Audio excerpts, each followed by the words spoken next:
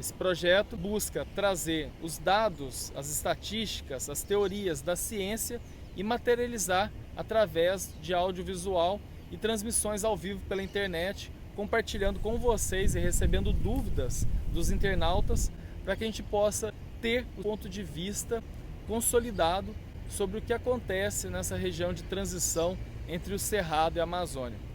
Setembro de 2019, iniciando a 6ª etapa do projeto Nascentes da Crise, agora entre o estado de Mato Grosso e o Pará. E também vou estar percorrendo o divisor entre duas bacias hidrográficas, a do Rio da Prata e a do Rio Amazonas. Depois de 2 horas de voo, cheguei a Cuiabá, capital de Mato Grosso. Neste momento, 41 graus aqui na cidade. O voo teve uma curiosidade que eu nunca tinha visto. Aparentemente eu estava voando em círculo a Grande São Paulo, mas eu fiz todo esse trajeto com uma espessa camada de fuligem no ar. Tanto que no dia seguinte a mídia noticiou essa fuligem que havia chegado à capital paulista. Daqui a pouco vou embarcar para Nobres, 2 horas e meia de viagem, 120 quilômetros de Cuiabá. Essa cidade fica próxima ao divisor de águas entre o Rio Amazonas e o Rio da Prata.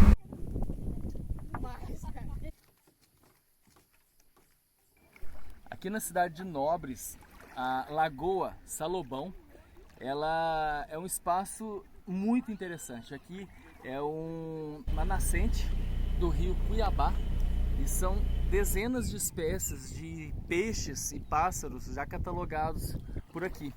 E é muito interessante porque essas águas é praticamente as nascentes, né, mais ao norte do Rio da Prata, aqui no estado de Mato Grosso, porque logo acima da cidade é um divisor de águas com a bacia amazônica.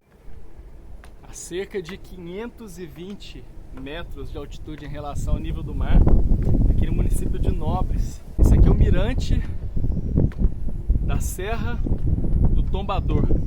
As águas que caem à direita seguem para a região do Pantanal, para o Cerrado, para o Rio da Prata.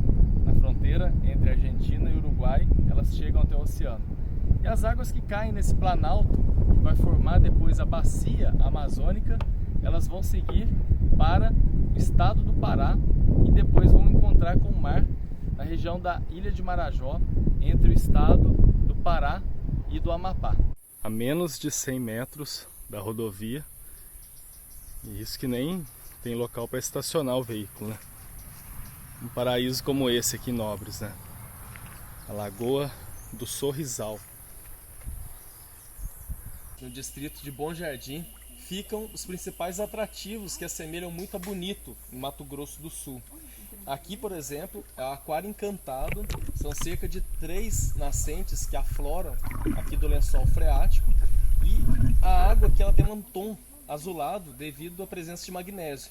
E por ser calcária, as impurezas elas descem, né? Então aqui você pode observar essa quantidade de peixes aqui enorme por aqui. A gente vai descer daqui a pouco o rio, que são cerca de 700 metros de flutuação. Então essa área, além de ter uma beleza natural muito grande, ela também tem essa função de ser um local de reprodução de espécies, principalmente do Pantanal.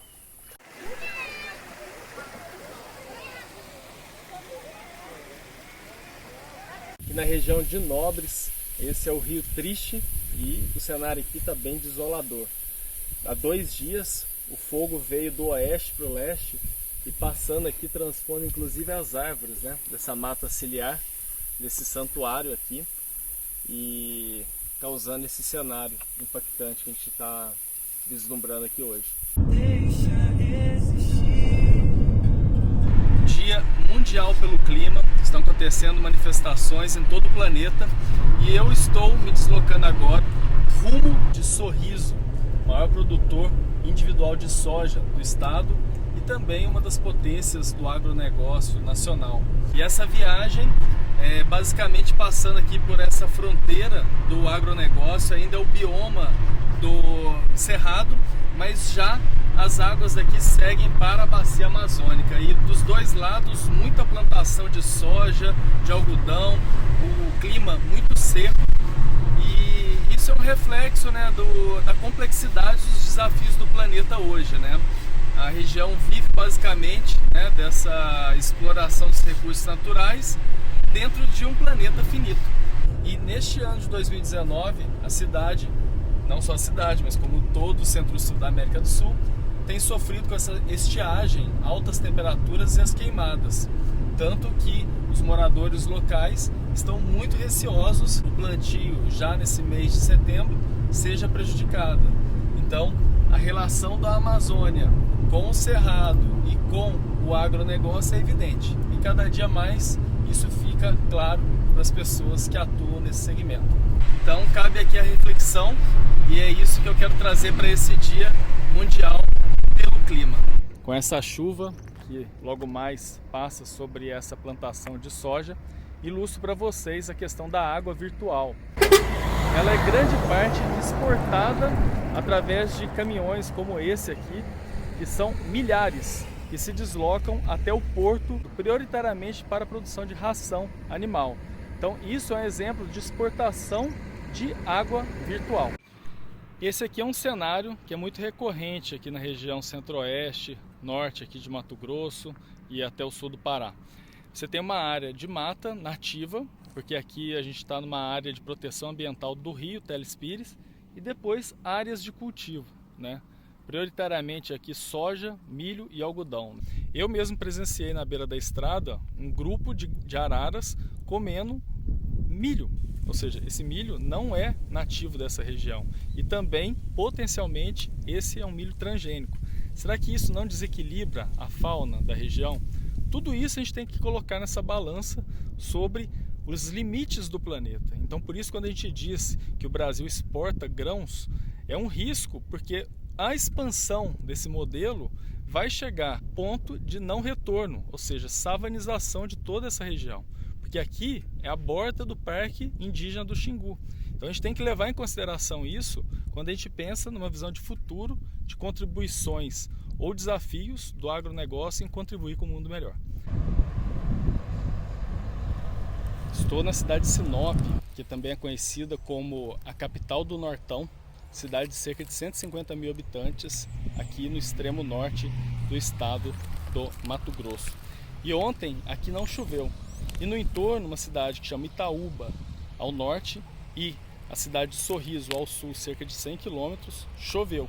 E essa influência que tem ao leste da cidade, do Parque Indígena do Xingu, né, que traz essa umidade através dos rios voadores que se recargam, né, nessa bomba biótica, segundo o pesquisador Antônio Donato Nobre, e trazendo mais água para este lado aqui, o lado oeste do parque, do que no lado leste. Enquanto do outro lado, em Querência, praticamente na mesma latitude, do outro lado do Parque Indígena do Xingu, tem apenas uma safra ou uma segunda safra muito inexpressiva. E aqui as pessoas já estão sentindo esses efeitos. Tanto que o próprio comércio aqui da cidade está temeroso pelo fato de ainda não ter iniciado o plantio nesse ano, porque não é normal. Começo de setembro até meados aí de setembro, sempre é o período de plantio. Então essa reflexão, né, de que sem floresta não tem água, está mais evidente que nunca. O Parque Florestal aqui de Sinop fica no meio da cidade, foi uma área preservada, floresta nativa aqui amazônica, que aqui já é o bioma amazônico, e é bem relevante assim, né, a diferença de temperatura, a umidade aqui. Há 4 meses não chovia em Sinop, ontem à noite caiu uma chuva forte durante meia hora. Aqui na cidade de Sinop, temporal caindo aqui, chuva vindo da região nordeste e causando todo esse cenário aqui nesse momento.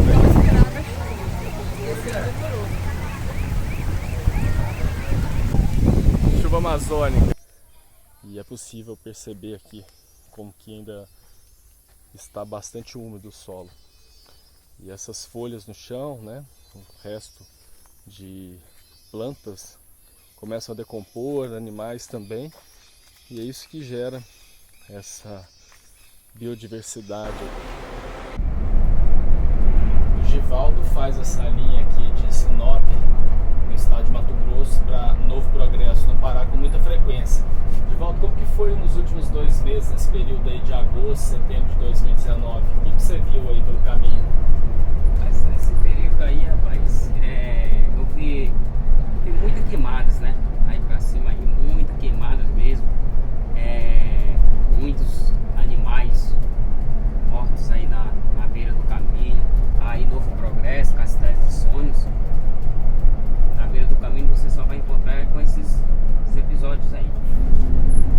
Isso aí, chegando agora aqui em Peixoto de Azevedo, uma das últimas cidades no estado de Mato Grosso, rumo ao sul do Pará. A cidade de Peixoto de Azevedo ficou conhecida nacionalmente em 2006 devido ao acidente entre o Legacy e o Boeing da Gol. Mas a cidade ela tem uma relevância muito grande no garimpo aqui nessa região norte de Mato Grosso. E eu estou aqui visitando a COGAVEP, Cooperativa dos Garimpeiros do Vale do Rio Peixoto. São mais de 5.000 associados e aqui eles desempenham um papel de assessoramento técnico, ambiental, em várias áreas para que a garimpagem ocorra da maneira menos impactante possível ao meio ambiente. Vamos conhecer o projeto deles? Esse aqui é um garimpo legalizado, então depois de tirar a camada superficial nessa área de pastagem, que fica relativamente próxima à margem do rio, mas não no rio, eles encontram o veio desse ouro. E aí esse material sobe através dessa bomba e passa por essa esteira. E o ouro, ele fica retido na esteira, nessa camada, e depois daqui que vai para um processo com o mercúrio. Uma das cavas de garimpo recuperadas aqui na propriedade se transformou em um tanque aqui para peixes. O viveiro de mudas municipal de Peixoto de Azevedo, que é mantido pela cooperativa. Então os cooperados eles podem retirar gratuitamente aqui para reflorestar as áreas já garimpadas.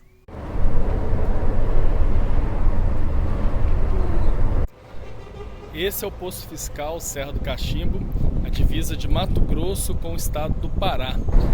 Aqui nesse entorno fica a base aérea da Serra do Cachimbo.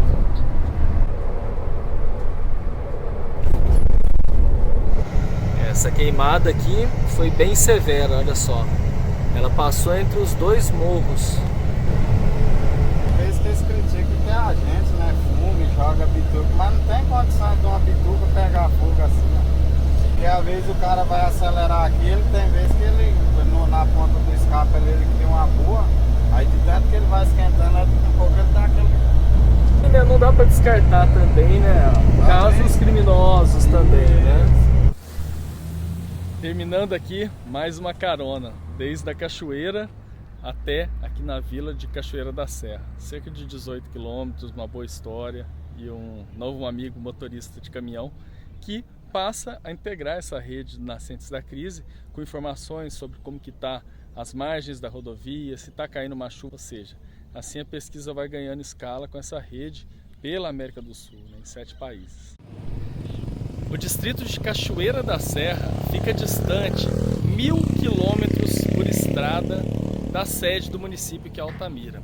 Eu estive conversando agora há pouco com o subprefeito, o senhor Ademar Gomes, e ele me passando vários detalhes sobre a questão de como foi aqui no mês passado esse período, né, das queimadas. E Cachoeira da Serra também ficou famosa nacionalmente no ano de 2017, quando uma cegonheira com vários carros do IBAMA foi incendiado aqui às margens da BR-163.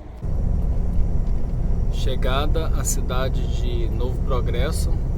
A cidade ficou mundialmente conhecida agora no último agosto de 2019, em função do que foi noticiado pelo jornal Folha do Progresso sobre uma ação potencialmente orquestrada para se realizar queimadas na Amazônia. Hoje em dia o editor desse veículo, ele não está aqui na cidade, ele está sendo ameaçado de morte. Então é uma questão bem delicada, né, no meio da floresta, com todas essas questões. E o objetivo do Nascentes da Crise é trazer esses olhares e compartilhar com você que segue nas redes sociais. Partindo de Novo Progresso para o distrito de Moraes. Por quê?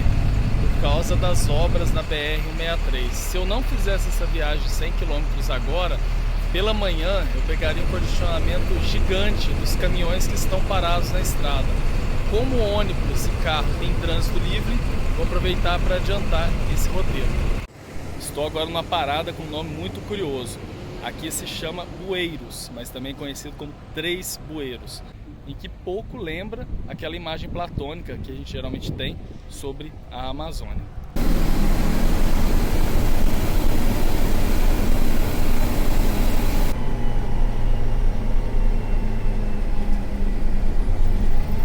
Logo aqui na frente acontece o entroncamento de duas das maiores rodovias do Brasil. A BR-163, que conecta o Rio Grande do Sul ao Pará, e a BR-230, que conecta a Paraíba ao estado do Amazonas. A curiosidade é que essa BR, a 230, nesse trecho que é a Transamazônica, que é considerado a partir de Marabá, ela vai cruzar a cerca de 30 quilômetros aqui o rio Tapajós, na cidade de Itaituba, e cruzando pelo sul do estado do Amazonas, vai até o encontro praticamente do Peru com o Acre. E a BR aqui, o 63, ela se estende ainda até Santarém, depois cruza o rio Amazonas e vai próximo ali à fronteira com o Suriname.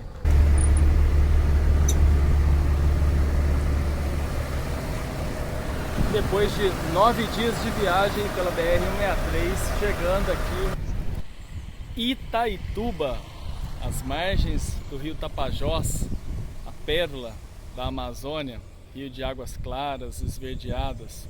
A cidade de Itaituba é o último destino dessa sexta etapa do Nascentes da Crise, agora aqui entre o Pará e o Mato Grosso. O município de Itaituba está entre os maiores do Brasil, com mais de 60 mil quilômetros quadrados, e o tempo aqui é bastante diferente do que no interiorzão aí do estado do Pará, por onde eu passei, né? A umidade do ar é bastante intensa e a gente está a cerca de 15 metros de altitude em relação ao nível do mar. Como um neonaturalista, a minha intenção é trazer reflexões para as pessoas de conceitos como mudanças climáticas, como desmatamento da Amazônia, queimadas, ouvindo pessoas locais e dessa forma gerar essa formação de ponto de vista sobre esses temas. Espero que vocês possam seguir acompanhando as novas etapas em locais bastante icônicos que tratam dessa questão da relação do ciclo da água na América do Sul e as mudanças climáticas, sem esquecer os impactos causados por essa hiperpopulação humana no nosso planeta. Acabo de chegar a Cuiabá, depois de praticamente 2 semanas viajando até Itaituba, no Pará, e retornando a Cuiabá. Eu vim para cá inicialmente em busca das queimadas, vi algumas queimadas ao longo do caminho, mas o que mais me impactou foi o transporte rodoviário rumo ao porto de Miritituba, na cidade de Itaituba, e também os que descem sentido ao terminal ferroviário de Rondonópolis. Eu cheguei num momento bem de transição, o que proporcionou trazer esse olhar, né, das pessoas estranhando esse tempo muito quente, seco. Cheguei a pegar 43 graus de temperatura, sensação térmica provavelmente aí próxima dos 50 graus, e o início das chuvas nessa região. Algo também que me chamou muita atenção é o modo de vida das pessoas ali ao longo da 163, né? As pessoas não falam como Amazônia, abordam mais como mato, mata, e dessa maneira assim, a relação é bem distante do ecossistema. Continue seguindo pela hashtag Nascentes da Crise no Twitter, Instagram e Facebook. Gratidão, tamo junto!